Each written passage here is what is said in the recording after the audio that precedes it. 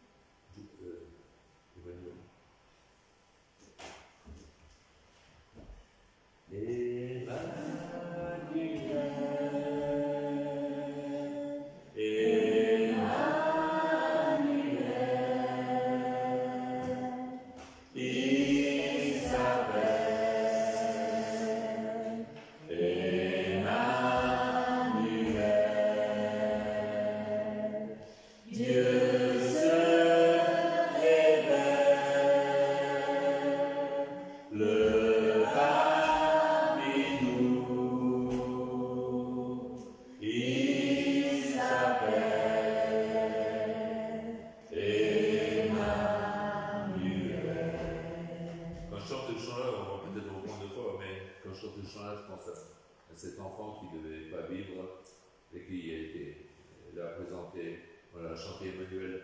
Je me souviens d'avoir dit en auteur, et puis j'ai dit, regarde, il chante ton prénom, Emmanuel, Il y avait aussi, si je ne me trompe pas, le beau-fils Christian et Edith qui étaient passés par un moment très grave dans leur vie, un accident, et Dieu les a protégés. Franchement, Dieu est avec nous. Il s'appelle Emmanuel. Emmanuel.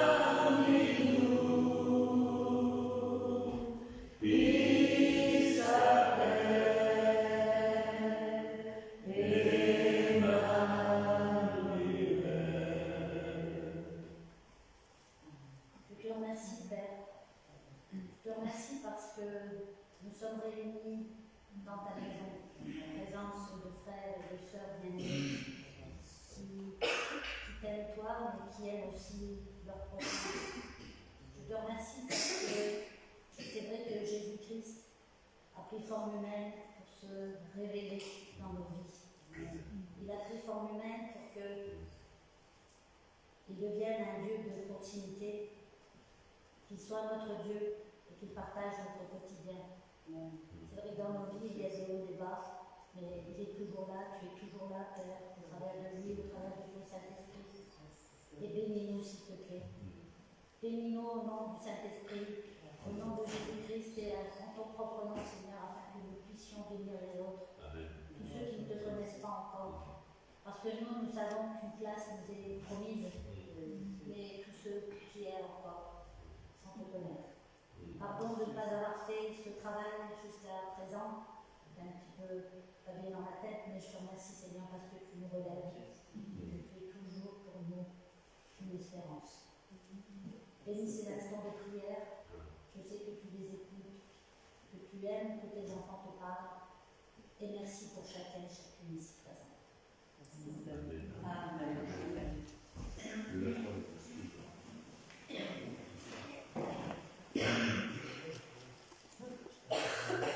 C'est pas que il passera par Internet, je n'ai pas une belle voix, mais vous avez une belle voix. Il y a le chant qui dit de la croix, la grâce coule, comme un fleuve constamment. Il y a de l'espoir pour tout le monde. Oh, venez, venez en foule, un plein pardon vous attend. Oh, venez en foule. Toi qui as besoin de paix, de repos, de tranquillité, d'assurance, d'amour avec un grand A. Alors, la croix du Père, c'est l'amour avec un grand A. De la croix, la grâce coule comme un fleuve constamment.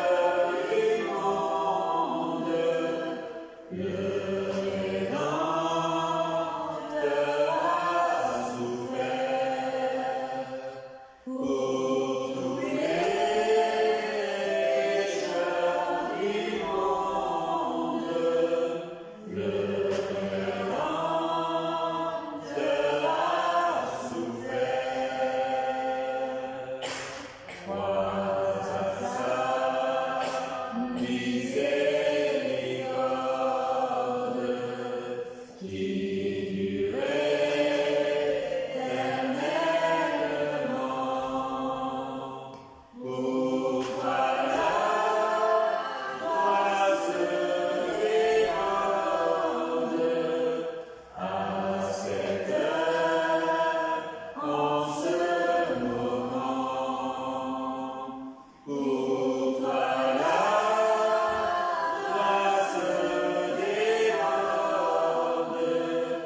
à cette heure, en ce moment. C'est vrai que de la croix, grâce au lit. J'aimerais qu'on puisse chanter au toi qui donne la vie, parce que c'est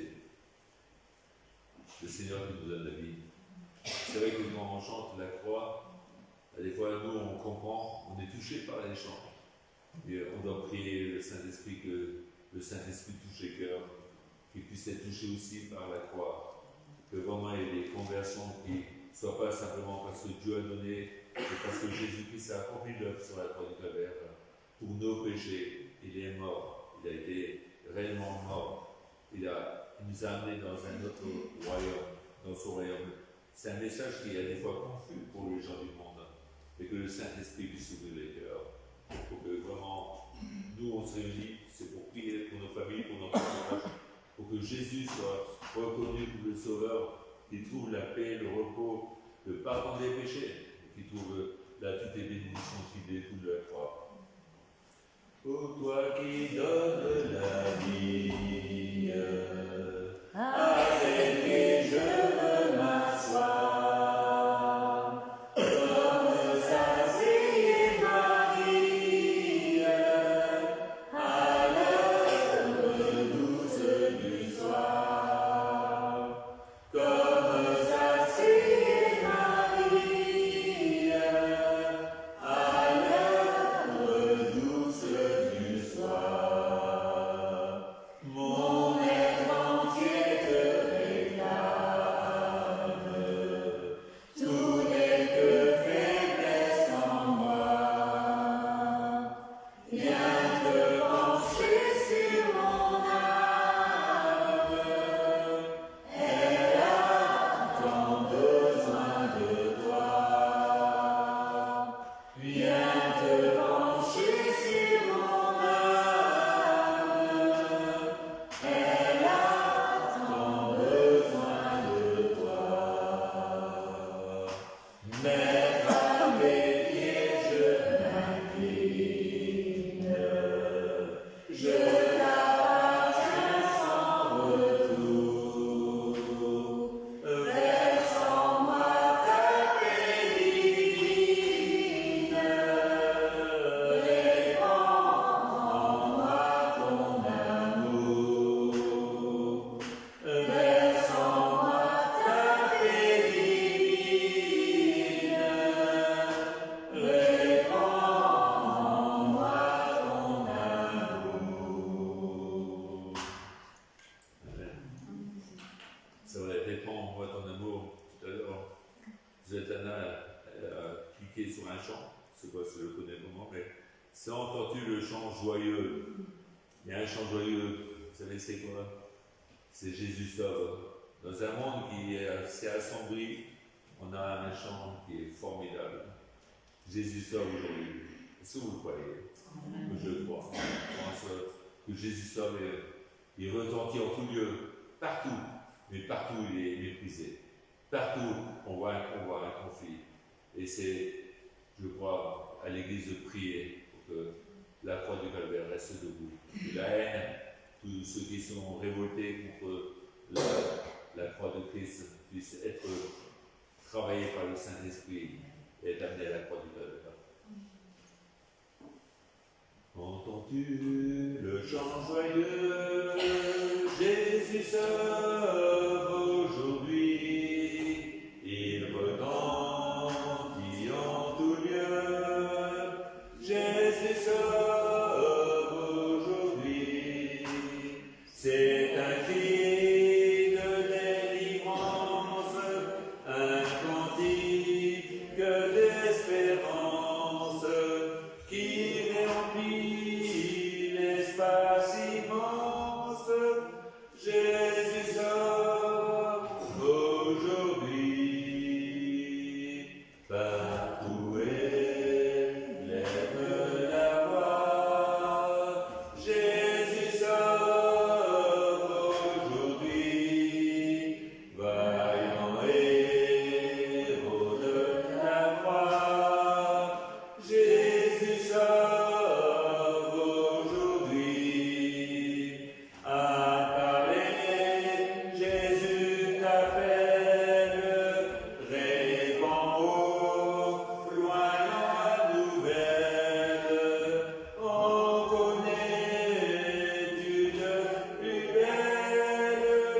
Jésus sauve aujourd'hui.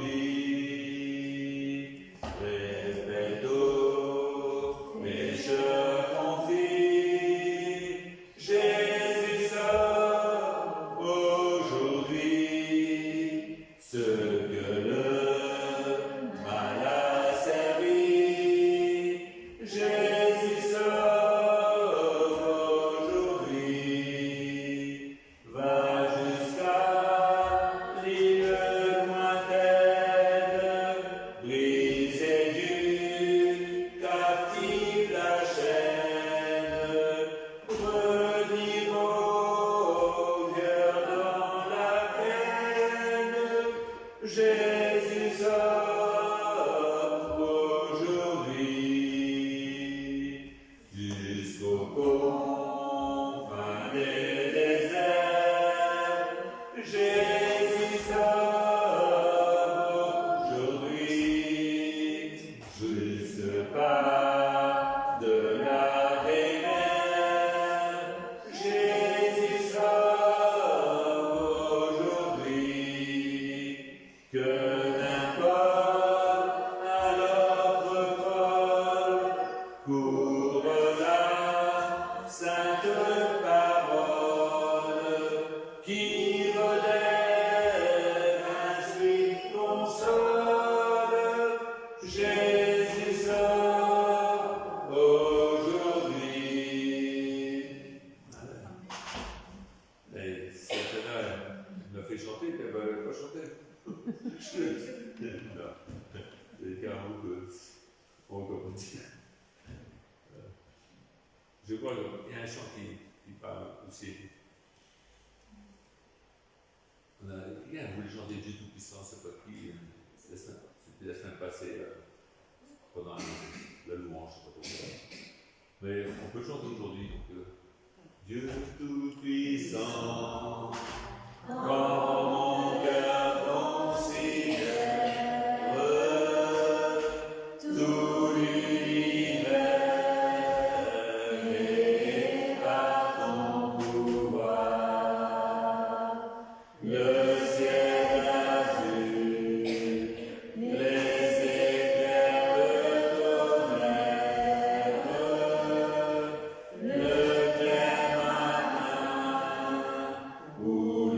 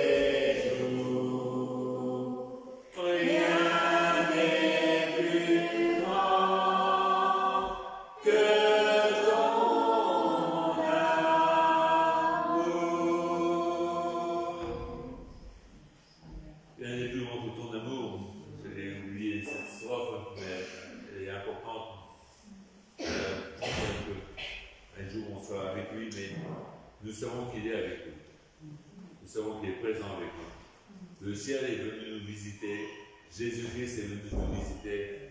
On a vraiment le ciel sur cette terre. Il y a un chant qui dit que joyeuse espérance, Jésus-Christ revient bientôt.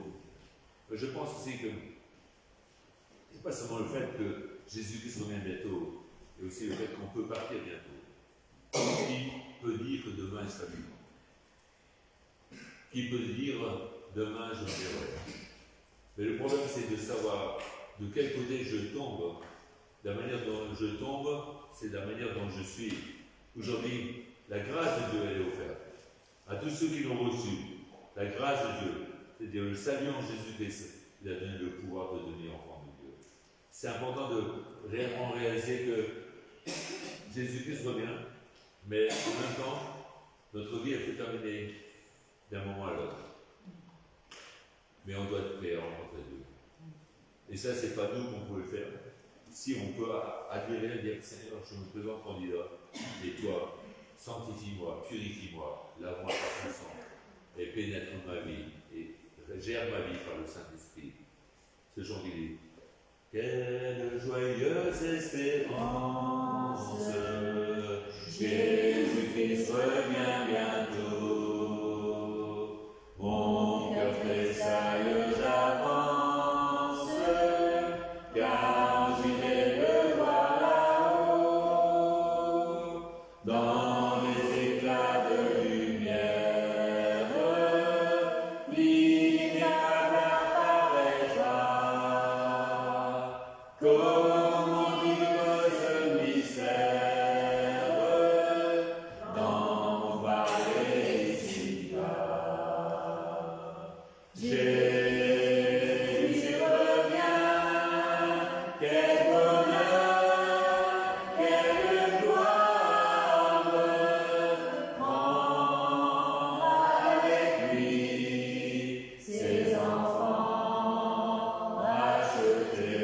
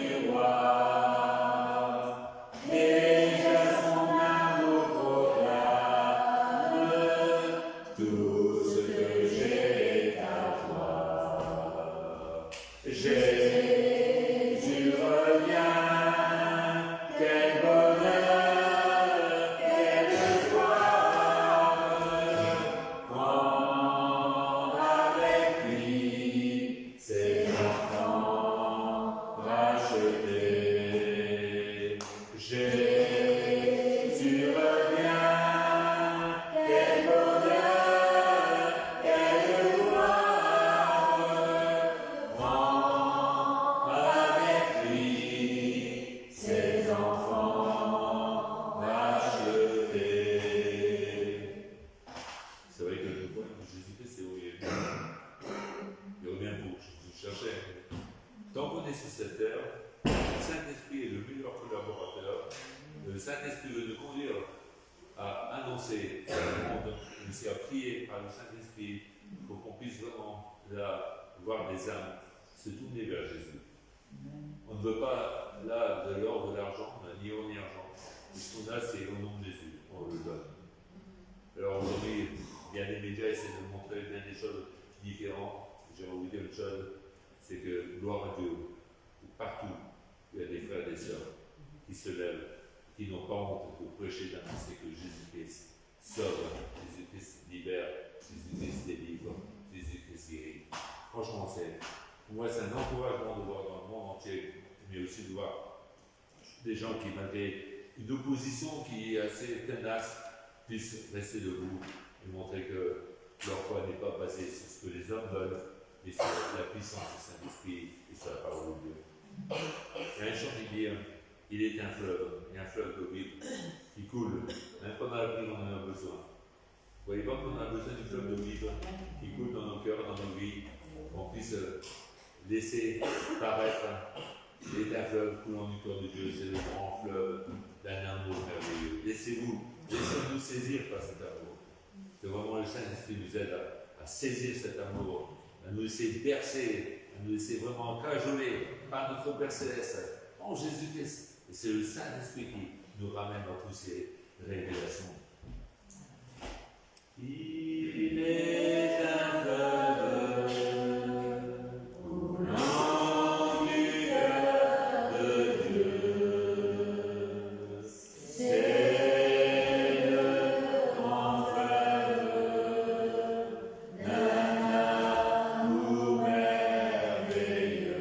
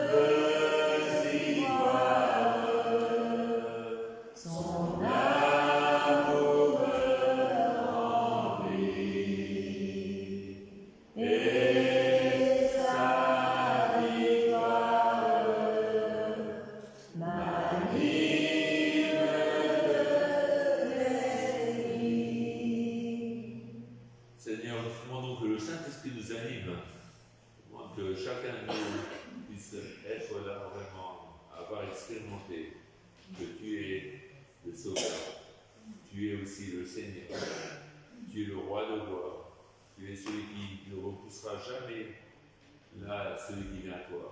Jamais personne qui vient à toi ne repartira vide. Seigneur, tu l'as fait dans nos vies, fais-le dans toutes les vies. Je prie, Seigneur, de bénir notre frère David, qui apportera ta parole, qu'il soit animé, qu'il soit vraiment là, dirigé par toi, que ton esprit puisse l'imprégner.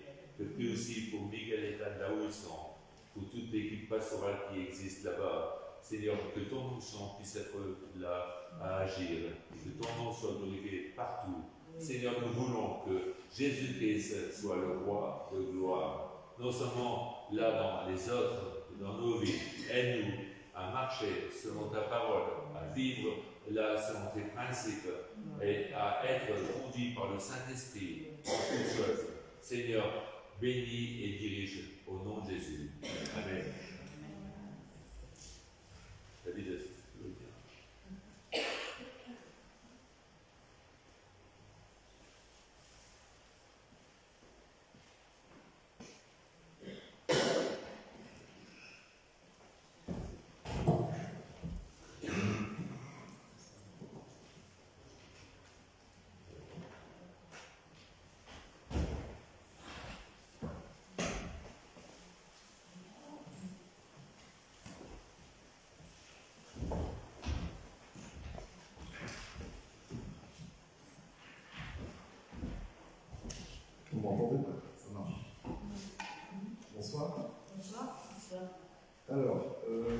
soir, le titre de mon message sera Laisse-toi guider par Dieu.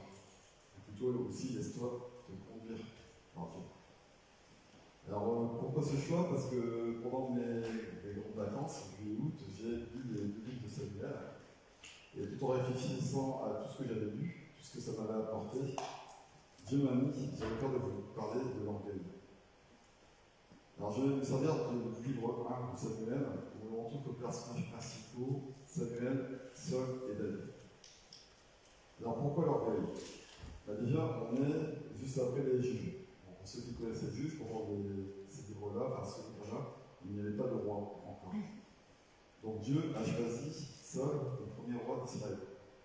Il avait un début prometteur, il était humble, il était rempli de l'esprit, mais progressivement, il s'est détourné de l'obéissance pour suivre ses propres voies, et son plus grand ennemi n'était pas les Philistins, mais son orgueil. Alors là, ce jour, dans ce monde, on va dire qu'il y a beaucoup d'orgueilleux. On le voit chaque jour. Quand vous ouvrez les informations, vous voyez tous ces pays. On peut parler de la Russie, qui en fait ne veut pas de cesser le feu, parce qu'en fait il est orgueilleux, il veut vraiment lui montrer que c'est une grande puissance. Il y a aussi Donald Trump en Amérique, quand il a repris la présidence. Il y a aussi notre président également, qui vote des lois pour montrer qu'il n'est pas si faible, qui montrer que c'est une puissance. Toutes ces personnes, en fait, montrent un peu le chacun leur orgueil. Mais l'orgueil, elle n'amène vraiment à rien de bien. En fait, l'orgueil, en fait, elle peut arriver à des conflits, beaucoup de conflits, et beaucoup aussi de dommages collatéraux. Donc, il n'y a pas que, en fait, au niveau international, mais aussi ici, au niveau local. Il y a moi-même, il y a plein de personnes comme ça qui, parfois, tendent vers l'orgueil. Alors moi, j'y étais aussi beaucoup avant, mais tout se soigne, on va dire, en priant. En priant et en demandant à Dieu justement d'y être moins, d'y être pas du tout d'ailleurs.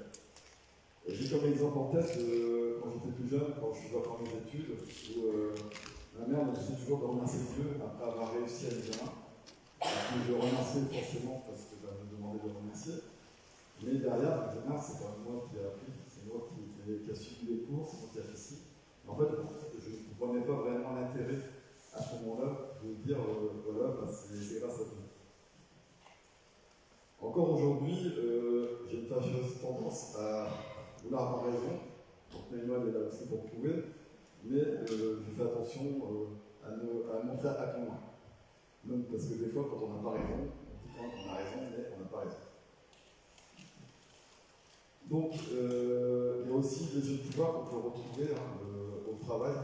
Chacun, je pense, le retrouve au sein de son travail, des gens qui veulent être un peu supérieurs à l'autre. Voilà, c'est moi qui suis meilleur, c'est enfin voilà. Donc, on a un peu entouré un bloc d'orgueilleux. Il n'y avait pas qu'à cette époque-là, mais encore aujourd'hui. Et c'est de ce quoi je voulais vous parler là ce soir. Alors déjà, la définition de l'orgueil. Donc dans la Bible, il est dit que le commencement de tout péché, c'est l'orgueil. C'est l'un des péchés principaux. En effet, c'est celui qui croit pouvoir se tenir devant Dieu sans rien lui devoir. Il est donc primordial de lutter contre ce qui empoisonne l'âme et conduit à tous les vices. Alors la définition que j'ai trouvée également, mais pas dans la Bible, définition en simple de Castellarus ou Pierre Robert, c'est un sentiment exagéré sa propre valeur et estime excessive de soi-même qui porte à se mettre au-dessus des autres. Alors il y a des synonymes pour ceux que ça veut parler, l'arrogance, la mégalomanie, la prétention. Et les contraires, c'est l'humilité, la modestie et la simplicité, ce vers quoi on doit tendre. Donc, dans les récits bibliques, on peut trouver différents exemples de comportements orgueilleux. C'est ce que nous pouvons retenir et celui qui refuse de se repentir comme le roi Saul. C'est d'ailleurs l'orgueil qui a poussé Adam et Ève à la désobéissance. Ils ont été entraînés, c'était entraîné leur chute et la perte de leur état d'innocence. L'orgueil est différent de la fierté. C'est ça qu'il faut faire la distinction. On peut être fier de quelque chose, de ce qu'on a fait, on peut être fier de notre enfant qui a travaillé à l'école. C'est parce qu'on est fier qu'on est orgueilleux. En fait, c'est deux choses distinctes. La fierté, c'est simplement une satisfaction légitime que nous ressentons quand on fait bien notre travail, par exemple. Si on peut donner comme exemple de la vie courante, je veux dire peut-être pour les dames, quand vous faites un bon gâteau, vous êtes fier de ce que vous avez fait. À partir du moment où vous rentrez en compétition avec d'autres personnes, là l'orgueil vous atteint, en fait. Et nous, mêmes, quand on répare quelque chose, quand on bricole quelque chose, on dit on a bien fait et on a peut-être mieux fait que l'autre. Pareil, quand on rentre en compétition avec quelqu'un, c'est l'orgueil, c'est plus de la fierté. Donc voilà la distinction entre les deux. Alors, aussi, quand on est fier, par exemple, de nos enfants, lors de leur travail à l'école, c'est pas un comportement orgueilleux, mais il peut en devenir un, pareil, en vivant temps, par rapport à d'autres. Quand, par exemple, ici, quand on a besoin d'aide, on prie les uns pour les autres, tout ça, et puis peut-être après on se parle, on va se donner d'aide, on est là. À partir du moment où on refuse d'aide, on peut dire aussi c'est un peu d'orgueil, parce qu'on a peur peut-être soit d'embêter l'autre, mais aussi on peut parfois se dire on est quand même capable nous-mêmes de s'en sortir. C'est un peu aussi une forme d'orgueil. Donc, l'orgueil, c'est aussi le péché par excellence, puisqu'il a provoqué la chute de Lucifer alors qu'il désirait être l'égal de Dieu. Ainsi, si nous lisons dans la Bible, Jacques 4, verset 6, alors, il s'accorde au contraire une grâce plus excellente, c'est pourquoi l'Écriture dit Dieu résiste aux orgueilleux, mais il fait grâce aux humbles. En effet, à partir du moment où l'orgueil est en vous, vous voulez être au-dessus de tous. Seul en fait l'expérience. Il a été choisi comme moi par Dieu, et d'avoir son peuple préféré David, qui sera choisi par Dieu pour devenir roi. Dans 1 Samuel 18, versets 5 à 9, il est dit David allait et réussissait partout où l'envoyait Saul. Il fut mis par Saul à la tête des Généraires et il plaisait à tout le peuple, même aux serviteurs de Saul. Comme il revenait lors de retour de David, après qu'il eut tué les Philistins, les femmes sortirent de toutes les villes d'Israël au devant du roi Saul en chantant et en dansant au son des tambourins et des triomphes et en poussant des cris de joie. Les femmes qui chantaient se répondaient les unes aux autres et disaient Saul a frappé ses 1000 et David ses 10 000. Alors, quand vous voyez un peu ce qui est écrit là, c'est que ça rend vraiment Saul fou de jalousie. En fait, David, il a gagné son combat contre Goliath, donc on en est à peu près là dans le plan d'histoire, et il gagne aussi tous ses combats qu'il va mener. Alors, du coup, tout le peuple le voit comme un héros. Et pour aller à la place de Saul, donc du roi, dans le cœur du peuple, donc ça ne fait pas du tout à ça. Toutes les femmes de la ville chantent la gloire de David, ils humilient le roi avec leur chant parce qu'il dit que David a battu ses 10 000 et que Saul en a frappé 1000. Tout ça se sent rabaissé. Alors, rien que de penser que David puisse être plus important que lui, la haine le remplit. Il fut irrité et cela ne le plus. En plus, il constate que Dieu était avec David et il n'est plus avec lui. Parce que Dieu est avec David dans le combat. Il mène David à la victoire. Il voit alors David comme un ennemi qu'il faut se débarrasser. Dans 1 Samuel 18, 20 à 21, il est dit Saul craignait la présence de Michal, fille de Saul, aima David. On en informa Saul et l'achève du combat. Il se disait Je lui donnerai afin qu'elle soit un piège pour lui et qu'il tombe sous la main des Philistins. Et Saul dit à David pour la seconde fois Tu vas aujourd'hui devenir mon gendre. En fait, Saul va profiter de l'amour que sa fille Michal a pour David, pour lui tendre un piège. Il veut absolument se débarrasser de David. Donc, il va tenter le tout pour le tout. En mariant David avec sa fille, il ne se douterait de rien et il le livrerait aux Philistins. Ensuite, dans les versets suivants, Saul va poursuivre David afin de le tuer. Parce que le piège qu'il avait en fait essayé de combiner n'avait pas fonctionné. Mais tout ça, c'est grâce aussi et à Dieu, et aussi à Jonathan, le fils de Saul, qui a aidé David à aussi expliquer un peu ce que son père voulait lui faire.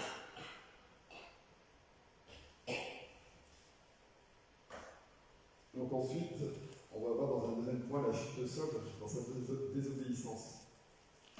L'ascension de David n'a pas causé la chute de Saul. Dieu a choisi David, car Saul ne respectait pas ce que Dieu lui demandait. On peut retrouver cela dans 1 Samuel 13, versets 13 à 14. Samuel dit à Saul, « Tu as agi en insensé. Tu n'as pas observé le commandement que l'Éternel, ton Dieu, t'avait donné. L'Éternel aurait affermi pour toujours ton règne sur Israël, et maintenant, ton règne ne durera point. L'Éternel s'est choisi un homme selon son cœur, et l'Éternel a destiné à être le chef de son peuple, parce que tu n'as pas observé ce que l'Éternel t'avait commandé. » En fait, Saul attendait normalement Samuel pour offrir le sacrifice. Mais l'attente le rend nerveux. L'armée se disperse, panique. Il prend la place du prophète, donc il ne respecte pas ce que Dieu avait demandé. Et du coup, il offre lui-même le sacrifice. Et ceci n'est pas un acte de foi, mais d'orgueil. L'orgueil dit « Je n'ai pas besoin d'attendre Dieu ». Seul se croyait au-dessus de Dieu à ce moment-là. L'obéissance, elle, attend même quand c'est difficile. Alors là, Saul ne l'a pas attendu. L'orgueil se justifie toujours, et Samuel reproche à Saul son impatience, et surtout de ne pas avoir demandé à Dieu quoi faire au moment où il se trouve en difficulté. Il agit selon lui, il n'a pas pris en considération la parole de Dieu. Pour cette raison, Dieu va se détourner de lui et chercher quelqu'un d'autre. Il veut juste quelqu'un qui soit juste, droit et qui obéit à sa parole. Dans 1 Samuel 15, versets 10 à 28, Saul va commencer à désobéir pour n'écouter que lui. L'Éternel adressa la parole à Samuel et lui dit « Je me repens d'avoir établi Saul pour roi, car il se détourne de moi et il n'observe point mes paroles. » Samuel fut irrité et cria à l'Éternel toute la nuit. Il se leva de bon matin pour aller au-devant de Saul. Et, dans un nuit, Saul est allé à Carmel, et voici, il s'est érigé un monument. Puis il s'en est retourné, et passant plus loin, il est descendu à Gilgal. Samuel se rendit auprès de Saul, et Saul lui dit « Sois béni de l'Éternel, j'ai observé la parole de l'Éternel. » Samuel dit « Qu'est-ce que donc que ce bêlement de brebis qui parvient à mes oreilles et ce mugissement de bœuf que j'entends ?» Saul répondit, ils les ont ramenés de chez les Amalécites parce que le peuple a épargné les meilleurs brebis et les meilleurs bœufs afin de les sacrifier à l'Éternel ton Dieu. Et le reste, nous l'avons dévoué par interdit. Samuel dit à Saul, arrête et je te déclarerai ce que l'Éternel m'a dit cette nuit. Et Saul lui dit, parle. Samuel dit, lorsque tu étais petit à tes yeux, n'es-tu pas devenu le chef des tribus d'Israël et l'Éternel ne t'a-t-il pas loin pour que tu sois roi sur Israël? L'Éternel t'avait fait partir en disant, va et dévoue par interdit ces pécheurs. Les Amalécites, tu leur feras la guerre jusqu'à ce que tu les aies exterminés. Pourquoi n'as-tu pas écouté la voix de l'Éternel? Pourquoi t'es-tu jeté sur le butin et as-tu fait ce qui est mal aux yeux de l'Éternel? Saul répondit à Samuel, j'ai bien écouté la voix de l'Éternel et j'ai suivi le chemin par lequel m'envoyait l'Éternel. J'ai amené Agag, roi d'Amalek, et j'ai dévoué par interdit les Amalécites. Mais le peuple a pris sur le butin des brebis et des bœufs comme prémisse de ce qui devait être dévoué, afin de sacrifier à l'Éternel ton Dieu à Gilgal. Samuel dit, l'Éternel trouve-t-il du plaisir dans les holocaustes et les sacrifices, comme dans l'obéissance à la voix de l'Éternel? Voici l'obéissance vaut mieux que les sacrifices, et l'observation de sa parole vaut mieux que la graisse des béliers. Car la désobéissance est aussi coupable que la divination et la résistance ne l'est pas moins que l'idolâtrie et les téraphins. Puisque tu as rejeté la parole de l'Éternel, il te rejette aussi comme moi. Alors Saul dit à Samuel, j'ai péché, car j'ai transgressé l'ordre de l'Éternel, et je n'ai pas obéi à tes paroles. Je craignais le peuple, et j'ai écouté sa voix. Maintenant, je te prie, pardonne mon péché, reviens avec moi, et j'adorerai l'Éternel. Samuel dit à Saul, je ne retournerai point avec toi, car tu as rejeté la parole de l'Éternel, et l'Éternel te rejette afin que tu ne sois plus roi sur Israël. Et comme Samuel se tournait pour s'en aller, Saul le saisit par le pan de son manteau qui se déchira. Samuel lui dit, l'Éternel déchire aujourd'hui de dessus toi la royauté d'Israël, et il la donne à un autre qui est meilleur que toi. Alors après cette longue lecture, ce qu'on peut retenir, c'est que Dieu avait demandé à Saul de détruire totalement Amalek. Mais seulement, en fait, il a épargné, il n'a pas écouté la parole de Dieu, et il épargne le roi Agag et le meilleur du bétail. Quand Samuel le confronte, on peut le voir, hein, seulement il se justifie, et il dit même avoir gardé le bétail pour le sacrifice de Dieu. Samuel répond que l'obéissance vaut mieux que les sacrifices. L'orgueil finit par rejeter Dieu, et Dieu rejette l'orgueilleux. Parce que, ce qu'il est dit, c'est parce que tu as rejeté la parole de l'Éternel, il t'a rejeté comme roi. L'orgueil de Saul n'a pas seulement affecté sa royauté, il a perdu la faveur de Dieu. À partir de ce moment, David est choisi comme successeur, un homme selon le cœur de Dieu. Saul est vu un peu comme du coup un homme égoïste, violent et manipulateur. Un roi qui ne pensait qu'à lui, sans se soucier des autres. Il ne pensait qu'à une chose sur la fin de sa royauté, c'est de vraiment de prendre David et de le tuer. Il a fait plein de coups, comme on peut le voir, déviant, de défier un peu, de défier la parole de Dieu, puisqu'il a voulu lui prendre le dessus en choisissant ses actes et ne plus obéir à la parole de Dieu. De l'autre côté, on a David, un jeune homme humble qui est fidèle et courageux. On l'a vu notamment avec Goliath, avec les Philistins, avec tous les armées, avec tous les combats qu'il a menés, et que Dieu était à ses côtés pour lui permettre de gagner tous ces combats. C'est un futur monarque qui montre déjà toutes les qualités que Dieu attend d'un leader. David vivra toute sa vie dans les oppositions et les épreuves, pour celui qui connaît l'histoire de David. Mais le Seigneur bénira sa vie, car Dieu aimait David, et David aimait Dieu de tout son cœur, plus que tout. Mais on sait que David n'a pas été sans péché, pour ceux qui connaissent son histoire. Il a eu un adultère qui a entraîné un crime, quand il a été avec Bathsheba et qu'il a eu un enfant, il a dû forcément faire en sorte que son mari, Uri, meure, parce qu'en fait, on aurait su rapidement que ce n'était pas de lui l'enfant. Mais il a fait preuve également d'orgueil, mais à la différence de Saul, il a su à chaque fois se rendre compte de son péché et de se repentir. Il demandait pardon à Dieu pour ce qu'il avait fait. Aussi, il a un grand respect pour Dieu et tout ce qui vient de Dieu. Il a eu l'occasion de tuer Saul, par exemple, et il savait que Saul avait été loin par Dieu, et du coup il a épargné.